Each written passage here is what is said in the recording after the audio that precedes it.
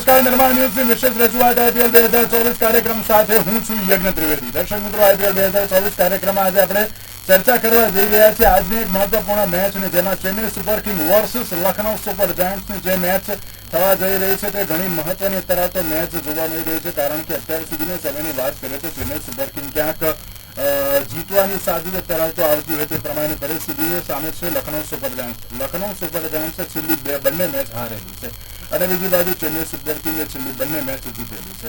એટલે આજે બંને માટે જ હેટ્રિક ચાન્સ છે. હેટ્રિક ચાન્સ એટલા માટે કે એક બાજુ ચેન્નઈ સુપર કિંગ પોતાની હેટ્રિક જીત મેળવવા માટે આવશે અને બીજી બાજુ લખનઉ સુપર જાયન્ટ્સ પોતાની હેટ્રિક હાર મેળવવા માટે આવશે કે શું, તેને લઈને સવાલ યથાવત છે. ક્યાંક સમીકરણ બદલાઈ પણ શકે છે, એક ક્યાંક હારી કે ચેન્નઈ સુપર કિંગ ક્યાંક હારી શકે છે, તો બીજી બાજુ લખનઉ સુપર જાયન્ટ્સ જીતી પણ શકે છે. જોવાનું એ રહ્યું કે આજની મેચ કેવા પ્રકારની રહેશે. સાથે જયારે આપણે ગઈકાલની મેચની વાત કરીએ તો ગઈકાલની પણ બહુ મહત્વની મેચ હતી, Mumbai Indians versus Punjab kings. Mumbai ઇન્ડિયન્સની વાત કરીએ તો સૌથી પહેલા તેમણે બેટિંગ લીધી હતી, 7 વિકેટ ત્યાં ગુમાવી દીધી. સૂર્યકુમાર યાદવની વધુ એક વિસ્ફોટક પારી કાલે જોવા મળી. 53 બોલમાં 78 રન જે તેમના દ્વારા મારવામાં આવ્યા. ત્યારબાદ તિલક વર્મા 34 રન, ઘણી સારી એવી અત્યાર સુધીની જે પોઝિશન તેમની પણ જોવા મળી હતી. 192 રન, એટલે કે 193 રનનો ટાર્ગેટ તેમના દ્વારા આપવામાં આવ્યો. હવે આ જે ટાર્ગેટ આપવામાં આવ્યો તેની સામે ચેસ કરવામાં ક્યાંક પંજાબ કિંગ્સ થોડી ઘણી સફળ થઈ જાય, પણ ક્યાંક આશુતોષ શર્મા જે એમ કહે કે જો આઉટ થઈ ગયા અને તે ક્યાંક પરિસ્થિતિ હાથમાંથી જતી રહી, ત્યારબાદ કોઈ ન રમી શક્યું. પહેલાની વાત કરીએ તો શશાંક સિંહ પણ ઘણું સારું એવું છે અત્યાર સુધીનું પરફોર્મન્સ જોવા મળ્યું હતું અને તે પ્રમાણે ક્યાંક જીતી જવાના હતા, પરંતુ જીતી ન શકે એ પ્રકારની પરિસ્થિતિ હતી. ત્યારે હવે ક્યાંક પંજાબ કિંગ્સે હાર તો મેળવી છે. હવે કેવા પ્રકારની પરિસ્થિતિ સર્જાશે તેની પર સવાલ યથાવત છે. ત્યારે ગઈકાલની એક મેચ અને આજની એક મેચને લઈને ચર્ચા વિચારણા કરવી છે. ચર્ચા વિચારણા કરવા માટે અમારી સાથે સ્ટુડિયોમાં ઉપસ્થિત છે અશોકભાઈ મુસ્લિમ, કે જે સ્પોર્ટ્સ એક્સપર્ટ છે. અશોકભાઈ, સૌથી પહેલા આપનું સ્વાગત. Thank you so much. અશોકભાઈ, સૌથી પહેલા તો આપણે ગઈકાલની મેચને લઈને ચર્ચા વિચારણા કરીએ. અશોકભાઈ, ગઈકાલની મેચ ઘણી મહત્વની હતી. મેં શરૂઆતમાં મેં કહ્યું ને કે મુંબઈ ઇન્ડિયન્સે ક્યાંક એટલો મોટો ટાર્ગેટ નતો આપ્યો, આપણે એમ કહીએ ને તો ચાલે. એટલો મોટો ટાર્ગેટ હતો જ નહીં, કારણ કે અત્યારે તો 288 200 એવા ચેસ થતા હોય તો 192 છે not a big deal for Punjab Kings. પણ પ્રભ સિમરન, રોસો, લિવિંગસ્ટોન, હરપ્રીત સિંહ જે ઇમ્પેક્ટ પ્લેયર હતા, કોઈનું ક્યાંક સારું પરફોર્મન્સ ન જોવા મળ્યું. ફરી એકવાર અશોકભાઈ, આપણે જે પહેલા એક ચર્ચા કરી હતી, ખબર છે ને કે નવા માણસોને અત્યારે જરૂર છે અને એ નવું યુથ અત્યારે તો IPLમાં કામે લાગ્યું છે. શશાંક સિંહ અને આશુતોષ શર્મા એ બંનેની જે બહુ સારી એવી ઇનિંગ ગઈકાલે જોવા મળી. સૌથી પહેલા બંનેની ઇનિંગને લઈને શું કહેશો? જયારે 49 રનમાં 5 વિકેટો જતી રહી ત્યારે લગભગ બધા લોકો પોતાના ટીવી સેટ બંધ કરી દીધા. હું પણ બહાર જાણે કંઈ કામ હતું એટલે નીકળી ગયો રીતે જોયો હતો. અને એમ કહેવાય કે કોઈ અપેક્ષા તો હતી નહીં કે ભાઈ ચલો ફાઇટ બેક કરશે અને આટલું એ થશે. પણ ત્યાર પછી અગેન આપણે જે તમે વાત કરી એના અનુસંધાનમાં આગળ આપણે જોઈએ તો યુવા ખેલાડીઓ IPLને દોર સંભાળી લે એ બહુ અગત્યનું છે, કારણ કે હવે જે સિનિયરો છે એ સિનિયરો ક્યાં સુધી ચાલશે. એટલે નવા યુવા ખેલાડીઓ અને ખાસ કરીને શશાંક સિંહ જે રીતે રમી રહ્યા છે આ વખતે, અને જે રીતે આશુતોષની ગઈકાલે બેટિંગ હતી, 7 છગ્ગા સાહેબ માર્યા, જાણે કોઈ બોલર છોડ્યો નથી. મેદાનની ચારે બધા હટપટ થઈ ગયા. કોઈએ આવી અપેક્ષા નહોતી કરી કે આ ખેલાડી આવું જબરજસ્ત રમશે અને એ હીરો બની ગયો. ગઈકાલે બેડ લક એના કહેવાય કે છેલ્લે આઉટ થઈ ગયો અને માત્ર 9 રન. તમે વિચાર તો કરો, નહીતર 49-5 હતી ત્યારે એમ લાગ્યું કે હવે પાછળના ખેલાડીઓ બહુ તો બીજા 25-30 રન કરી શકશે અને મેચ થઈ. પણ એના બદલે આખી મેચ તમે જુઓ કયા લેવલ સુધી લઈ ગયા લોકો કે મુંબઈ ઇન્ડિયન્સના ચહેરા ઉપર ખુશી તો જોવા જ નહોતી મળી. સંપૂર્ણ પ્રેશરમાં રહ્યા છેક સુધી, છેલ્લી ઓવર સુધી. આ ધીસ ઇઝ કોલ્ડ.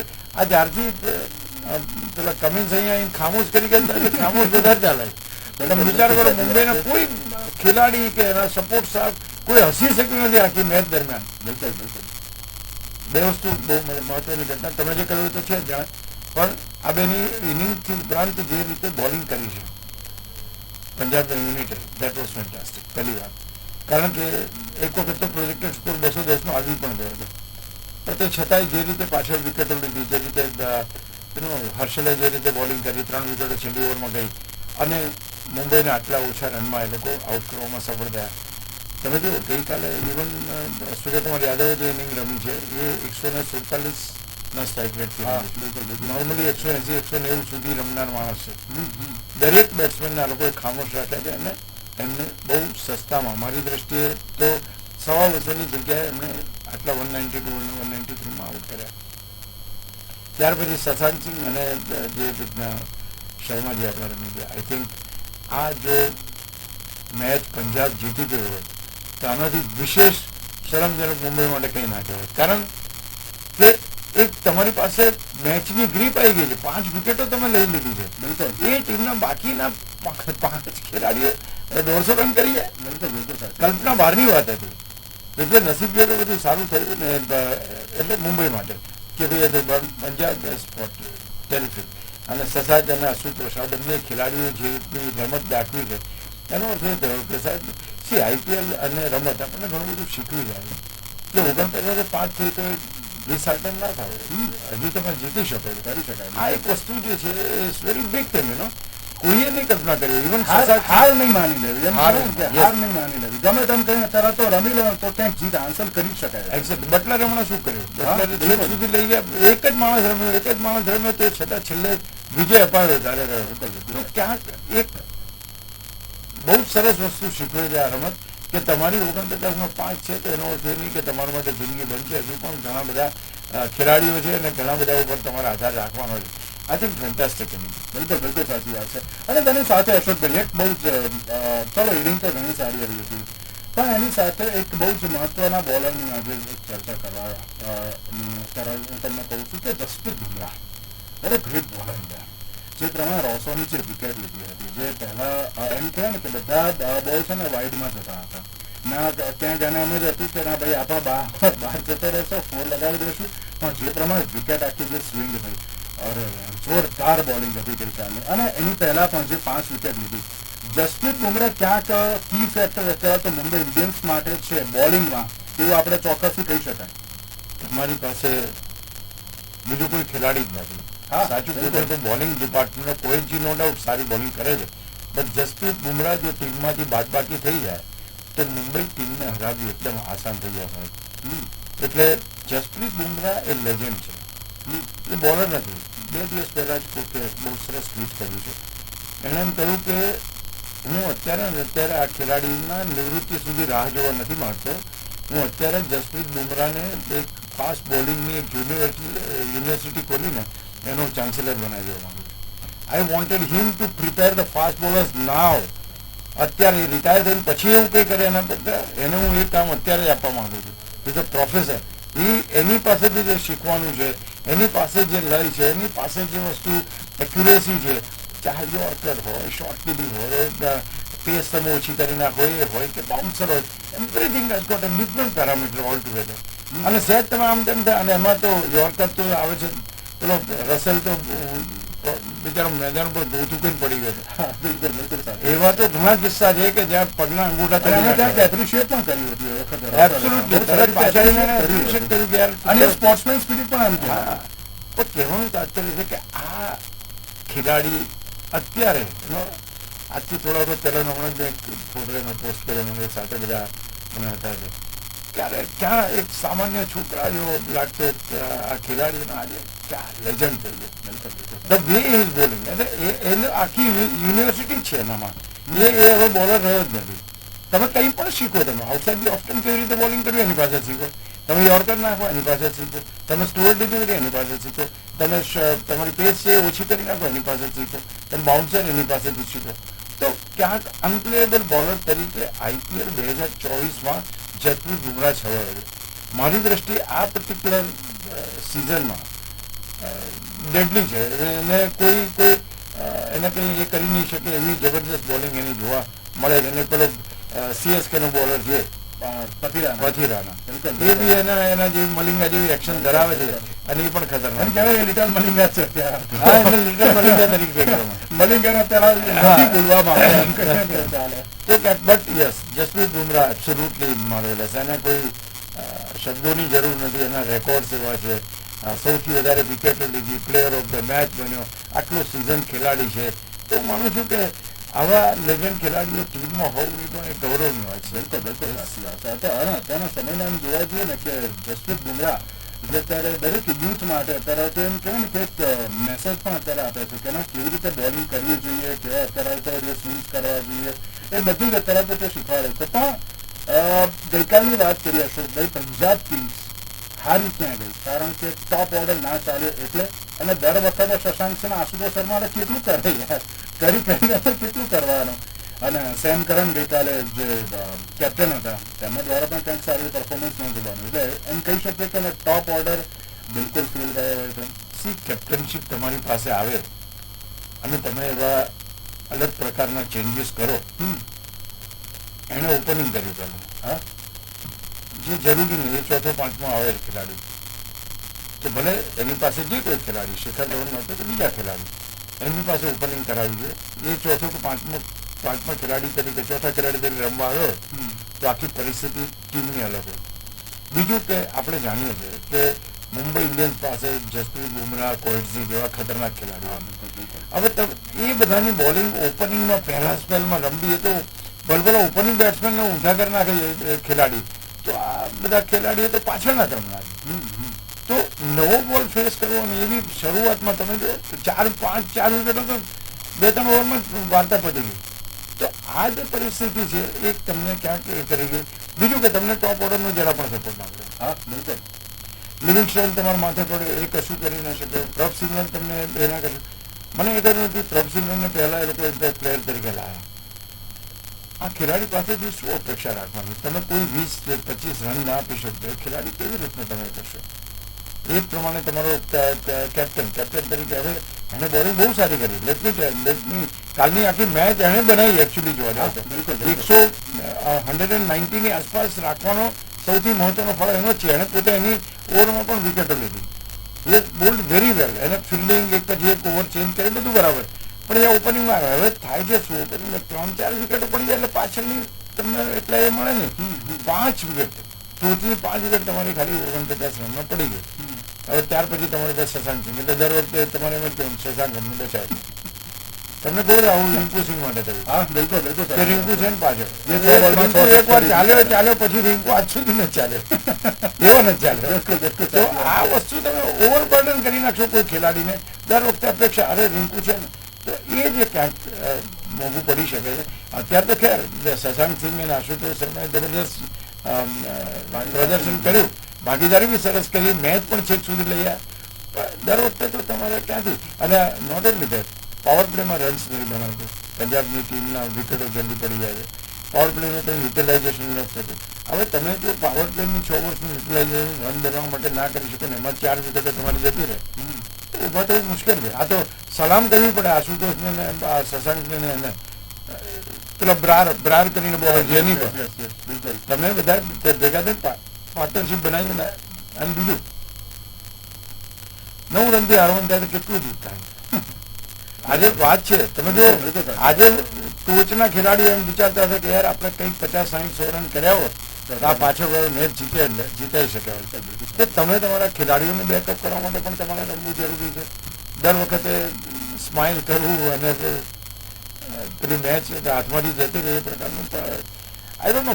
પંજાબને હજુ બી છે પોટેન્શિયલ છે ખેલાડીઓ, પણ કોઈ રન જ નથી બનતા તો ક્યાં થાય?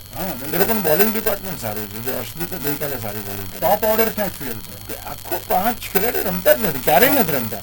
એક પહેલી મેચની અંદર સેમ કરન અને લિવિંગસ્ટોને પાર્ટનરશીપ કરીને ટીમને જીતાડી દીધી. બાકી રેસ્ટ ઓફ તમે જો આ રીતના તો ખેર હવે એ લોકો તો અપેક્ષા નહીં રાખતા હોય ગમે તે ચાટીમાં જોઈએ. પણ તે છતાં એ જો કાલે જીત્યા હોત, કાલે તો જીત્યા તો મુંબઈની બાજી બગાડી કાઢી હોત. જે કોઈ અપેક્ષા એમની ટોપ 4 માં જવાની છે એ કાલે એમને નીચે લાવી બગાડી દીધી. ભલે પંજાબ તો ના જ પહોંચે તો બધાને ખબર, પણ હું પહોંચી છે ને તમે નહીં પહોંચવા પહોંચવા નહીં.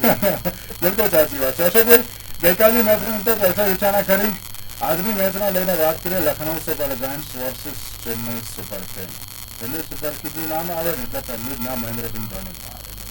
પણ આ વખતે મહેન્દ્રસિંહ ધોની પછી હું ચર્ચા કરું, પણ સૌથી પહેલી મારે ચર્ચા કરવી છે લખનઉ સુપર જાયન્ટ્સને લઈને. લખનઉ સુપર જાયન્ટ્સમાં કોઈ સારું બેટર જે સારું એવું પરફોર્મન્સ કરી શકે એવું નથી જોવા મળતું. જેમ આપણે હમણાં આપણે જે રીતે પંજાબ કિંગ્સની વાત કરીએ એમાં શશાંક સિંહ અને આશુતોષ શર્મા જે સારી રીતે ક્યાંક અત્યાર સુધી મેચને જાળવી રાખે છે એમ કહી શકીએ તો પણ આપણે નવાય નહીં. અને એ જ પ્રમાણે નિકોલસ પૂરન અને સ્ટોઇનિસ એ બંને ઉપર આખો દારો મદાર આવી જતો હોય છે. પહેલા ટોપ ઓર્ડરની વાત કરીએ, ક્વિન્ટન ડિકોક અત્યાર સુધી માત્ર એક જ વાર અમે KL રાહુલ એવી કોઈ જ સારી ઇનિંગ હજુ સુધી જોવા મળી નથી. ત્યારબાદ નિકોલસ પૂરન સ્ટોઇનિસ ઉપર અત્યારે તો આવી જતું હોય છે. ગઈ વખતે આયુષ બદોની પણ ક્યાંક સારી એવું પરફોર્મન્સ કર્યું હતું પણ કારગર નીવડ્યું નહીં.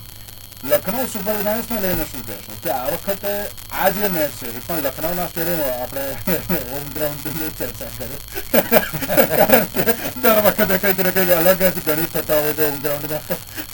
અને આ વખતે પાછું સામે ચેન્નઈ સુપર કિંગ એટલે બડ ઓબ્વિયસ કે ક્યાંક યેલો આર્મી જોવા જ મળશે આપણને તો. એટલે હોમ ગ્રાઉન્ડની તો વાત કરીએ તો આ વખતે ક્યાંક એવું પોટેન્શિયલ નથી જોવા મળતું અશોકભાઈ. ના KL રાહુલ કે ના ક્વિન્ટન ડિકોકની બી સારી પાર્ટનરશિપ પણ જોવા મળી છે. માત્ર નિકોલસ પૂરન અને સ્ટોઇનિસ ઉપર અત્યારે તો દારોમદાર કેટલો યોગ્ય? દારોમદાર તો યોગ્ય નથી, પણ એની સાથે સાથે આ ટીમ પાસે ખેલાડીઓ નથી એવું પણ નથી. હા, ક્વિન્ટન ડિકોક બહુ જ ખતરનાક ખેલાડી છે. KL રાહુલ બહુ જોરદાર ખેલાડી છે, એમાં કોઈ બેમત નથી. અને ત્યાર પછી તમે જો સ્ટોઇનિસ જો, પૂરન જો, બદોની મને બહુ જોરદાર રમ્યા છે. સૌથી મોટો પ્રોબ્લેમ જો નડી રહ્યો હોય એ ટીમોને કે જેના બેટ્સમેન કેપ્ટન હોય અને એ બેટ્સમેનો ઓપનિંગમાં આવતા હોય. આ બધી ટીમોના પ્રોબ્લેમ નડે છે. કારણ કે જો શુભમન ગિલ આઉટ થાય એટલે પાછળ ટીમ ઝઘડો થઈ જાય, આખી કોલેજ થઈ જાય. અહીં KL રાહુલ આઉટ થાય એટલે પછી તો સ્ટોઇનિસ એ નારાયણ, પૂરન એ નારાયણ. આપણને એમ લાગે કે ખાલી KL રાહુલને પૈસા મળે છે, આ લોકોને નથી મળ્યા. લખનઉની ટીમ જયારે ઇન્ટ્રોડ્યુસ થઈ ત્યારે અહીંયા એ લોકોએ પ્રેસ કોન્ફરન્સ રાખી હતી અને જબરજસ્ત ખર્ચો કર્યો હતો લોકોએ. અને એમ લાગ્યું કે ના આ લોકો તો બહુ સોલિડ છે ને આમ છે તેમ છે. પણ ઓવર ધ યર્સ તમે જોવા જાઓ તો એનું પરફોર્મન્સ કોઈ રીતે KL રાહુલના નેતૃત્વમાં સારું થયું નથી. બીજું KL રાહુલ પોતે, હવે KL રાહુલના માટે આ છે ને આ IPL પ્લેયરના ઘણા બધા ખેલાડીઓ માટે બહુ ખતરાની ઘંટી છે. KL રાહુલ જો પરફોર્મ નહીં કરે તો વર્લ્ડ કપની ટીમમાં એને લઈ જવાનો કોઈ મતલબ સરતો નથી. આ બહુ મહત્વની વાત છે. હાર્દિક પંડ્યા જેમ કહેવામાં આવ્યું છે એ બોલિંગ નહીં કરે તો ઓલરાઉન્ડર તરીકે એને લઈ જવાનો છે. ઓલરાઉન્ડર પરફોર્મન્સ નહીં કરે તો બેટ્સમેન તો ઘણા બધા છે ટીમ પાસે, તો એનો નંબર નહીં લાગે. આ બધી ભલે પરિસ્થિતિઓ અત્યારે કંઈ પણ હોય પણ જે હકીકત છે, જે પોટેન્શિયલ ખેલાડીઓ છે કે જે ટીમમાં આવી શકે છે એ જો પરફોર્મન્સ જ નહીં કરે. 14 મેચો છે, 14 મેચોમાં તમે એટલીસ્ટ 7 થી 8 મેચો એમાં એવી હોવી જોઈએ કે તમારા 50 રન બને, તમારી કન્સિસ્ટન્સી જોવા મળે. KL રાહુલની સામે રિષભ પંત છે, એ બી જબરજસ્ત એનું કીપિંગ જોયું આપણે કેટલી જબરજસ્ત એક્રોબેટિક કરે છે, રન્સ બનાવે છે. તો બીજા ઘણા એવા દિનેશ કાર્તિક છે બહુ કોમ્પિટિશન છે અને એમાં KL રાહુલને લઈ જવાનો કોઈ મતલબ નથી શકતો. ઓપનિંગ તો તમારી પાસે છે નહીં, ઓપનિંગમાં તો કોઈ સ્લોટ તમારી પાસે ખાલી જ નથી. પહેલા 4 બેટ્સમેન 5 બેટ્સમેન સુધી તો કંઈ છે જ નહીં. પછી છઠ્ઠા ક્રમે એક ઓલરાઉન્ડરનો સમાવેશ થાય, હાર્દિક પંડ્યા આવે છે, કોણ આવે છે એના પર. અશોકભાઈ થોડુંક એમ કહે કે IPLથી એક બીજી વાત પર અત્યારે તો કહી રહ્યો છું. જે રીતે તમે વર્લ્ડ કપની વાત કરી, આજે કંઈક એવી ચર્ચાઓ પણ જોવા મળી કે મહેન્દ્રસિંહ ધોનીને ક્યાંક મનાવવાનો એક પ્રયત્ન થશે તેને લઈને પણ. કઈ રીતે આપ તેને જોઈ રહ્યા એઝ અ પ્લેયર કે as a mentor? As a player એ શક્યતા નથી, એટલે એ તો પોસિબિલિટી છે નહીં. કારણ કે લાસ્ટ ટાઈમમાં મેન્ટર તરીકે એમને ટીમની સાથે જોડવામાં આવ્યા હતા. હવે પણ મેન્ટર થયા પછી ફરી એટલે આજે રોહિત શર્માનું એવું સ્ટેટમેન્ટ હતું કે તેમને અત્યારે તો લાવવા ઇટ્સ ટુ ટફ, કારણ કે ચર્ચા પણ અમે ના કરી રહેશે કરો. He can be there in the advising committee, એમાં કોઈ બેમત નથી. એ મેન્ટર તરીકે બી જઈ શકે છે, એ સ્પેશિયલ એના પ્રતિનિધિ તરીકે બી જઈ શકે છે. એ એના માટે બધા સ્કાય ઇઝ ધ લિમિટ. એને કોઈ જગ્યાએ જવા માટે રોકવાનો કોઈ સવાલ નથી. એનો પરફોર્મન્સ હજુ આજની તારીખમાં ગરમા જ છે. એટલે એ પ્રોબ્લેમ નથી. ક્યાંક અશોકભાઈ એમ કહી શકાય કે IPLના પરફોર્મન્સ ઉપરથી ક્યાંક ખબર પડશે કે વર્લ્ડ કપની ટીમ કેવી. એબ્સોલ્યુટલી તમારી વાત બિલકુલ સાચી છે. કારણ કે એ જ જોવાનું છે કે તમે આજે રોહિત શર્માનું બહુ સરસ સ્ટેટમેન્ટ આવ્યું છે કે ઇન્ટર પ્લેયર જે આવે છે એની અંદર કે ઓલરાઉન્ડરને નુકસાન થાય છે. શિવમ દુબે આટલો સારો બોલર પણ છે પણ એને બેટિંગને હાર્ડ હિટર અને ફિનિશર તરીકે મોકલવામાં આવે છે. હવે જ્યારે આમાં શું થાય પછી એને જ્યારે જો તમે હાર્દિક પંડ્યા સાથે સરખાવો તો હાર્દિક પંડ્યા 4 ઓવર નાખે છે, ઓલરાઉન્ડર તરીકે રમે છે.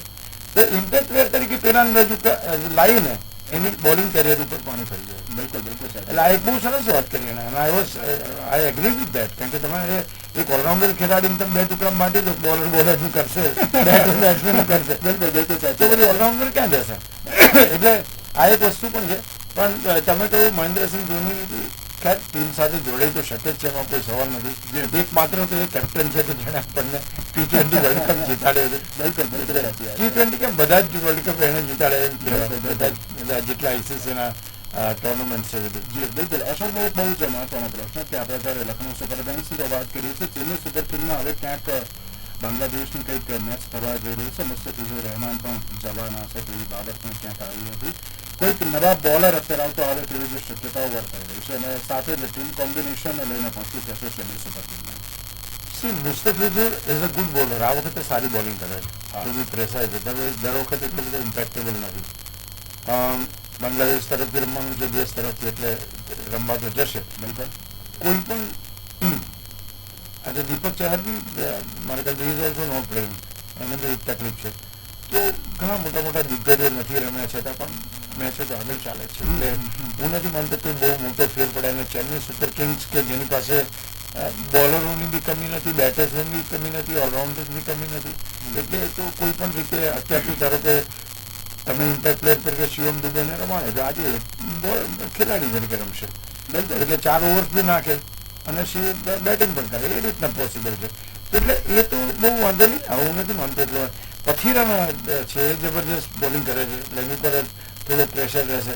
અને ખરેખર એની બોલિંગ જસપ્રીત બુમરાહ જેવી છે, ક્યાં બોલ આવે છે એ જ ખબર નથી પડતી. મોઇન અલી ક્યાંક અત્યારે એડ થઈ ગયું એવું લાગે છે. મોઇન અલી એડ થવાનું કારણ એટલું છે કે બોલિંગનો એડવાન્ટેજ છે, અને એની સામે જે ખેલાડી અત્યારે પણ એની જગ્યાએ રમે છે, મારા ખ્યાલથી એ એટલું બધું સારું પરફોર્મન્સ જોવા મળતું નથી. એટલે મોઇન અલીની આવવાની શક્યતા છે ખરી, પણ હું તો પોતે નહીં એ કરું કે જે અત્યારે જે ટીમ છે એ ટીમ વધારે સારી રીતે કામ કરી શકે એમ છે. કારણ કે અજિંક્ય રાણે ટીમમાં છે. અજિંક્ય રાણે કે આઉટ થઈ ગયું એટલે બહુ શું આઉટ થઈ ગયું. મને મિચેલના સ્થાને લાવવાની વાત છે, પણ ડેરિન મિચેલની જે બેટિંગ છે એ બેટિંગ બહુ ગજબ છે. ભલે નથી ચાલે કે નથી ચાલતો એટલે વસ્તુ છે.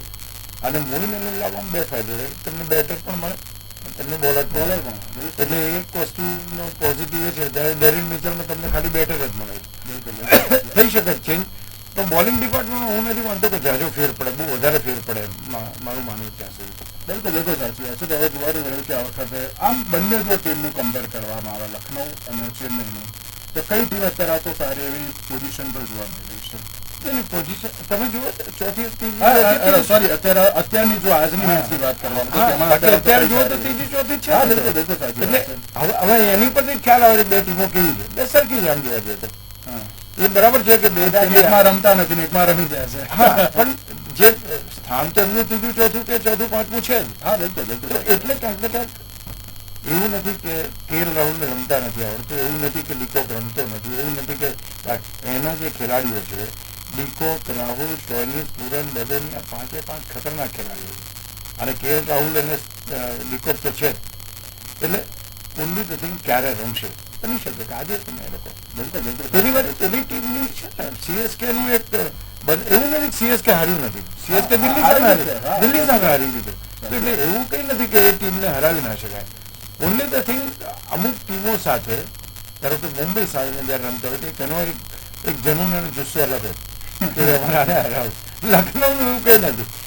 લખનઉ જીતે તો આ લોકો કઈ વાંધો નથી. કહેવાનું તાત્પર્ય છે કે લખનઉ પાસે બેટર છે. લખનઉ પાસે બીજું તમે જોયું તો એની પાસે સારા બોલર્સ પણ છે. બિશ્નોઈ અને કૃણાલ, આ બે ખેલાડીઓ એટલા બધા જામતા નથી. આ બે ખેલાડીઓ કોઈ પણ હિસાબે સારી બોલિંગ કરવી પડશે. કારણ કે ગયા વખતે જે બોલિંગ કરી હતી આ બંને જણા ભેગા થઈને 46 રન આપ્યા હતા, અમુક જ 70 રન આપ્યા હતા, અને પેલી સામેવાળી ટીમે 64 રન આપ્યા હતા. એટલે અહીંયા આગળ આ બે છે તમારી સાથે, યશ ઠાકુર છે, જોસેફ છે તમારી સાથે, તો ક્યાંક ને ક્યાંક બોલિંગ ડિપાર્ટમેન્ટ સારું છે. લેટ્સ સી શું થાય છે. કારણ કે ચેન્નઈ જીતશે તો કોઈ ન્યૂઝ રહેવાનું નથી. જો લખનઉ જીતશે તો બ્રેકિંગ ન્યૂઝ. આજે એમ કહેવાય કે ના લખનઉમાં પણ અત્યારે તો યલો આર્મી જોવા મળશે ખરી. એ તો 100% વાત છે. એ તો there is no doubt about it કે તમે અમે એ જ પ્રોબ્લેમ છે. લાસ્ટ ટાઈમ હાર્દિક પંડ્યાએ જ કીધું હતું કે એ માણસ એના જયારે મેનેજર સાથે મને વાત એટલે પ્રેસ કોન્ફરન્સમાં આવ્યા હતા વાત કરી કે सर ये धोनी साहब अभी ये येलो आर्मी तो आपको हर जगह पे दिखेगा, हम क्या करेंगे? એટલે એ તો લાચારી છે. પેલો ના કીધું કે એ તો પાછળ યાર વિકેટ પાછળ ઉભો રહીને ઇશારા કરે છે જીતાડી જાય છે. હાર્દિક પંડ્યા એવું કીધું. તો એ પરિસ્થિતિ છે. એ તો રહેવાનું જ છે સાહેબ. ફેન બેઝ છે ચેન્નઈનો છે તો ઓછો થાય એવું નથી. બિલકુલ મિત્રો હવે જોવાનું રહ્યું કે હવે આજની મેચમાં Chennai super king versus Lucknow super જાયન્ટ્સમાં લખનઉનો અત્યારે તો હોમ ગ્રાઉન્ડ છે, તમે કેવું પરફોર્મન્સ કરશે તો તમારે મને સમજ બતાવશે. અશોકભાઈ આપનો આભાર અમારી સાથે ચર્ચા વિચારણામાં જોડાવા માટે. તો દર્શક મિત્રો IPL 2024 કાર્યક્રમમાં બસ રજા આપશે. નમસ્કાર.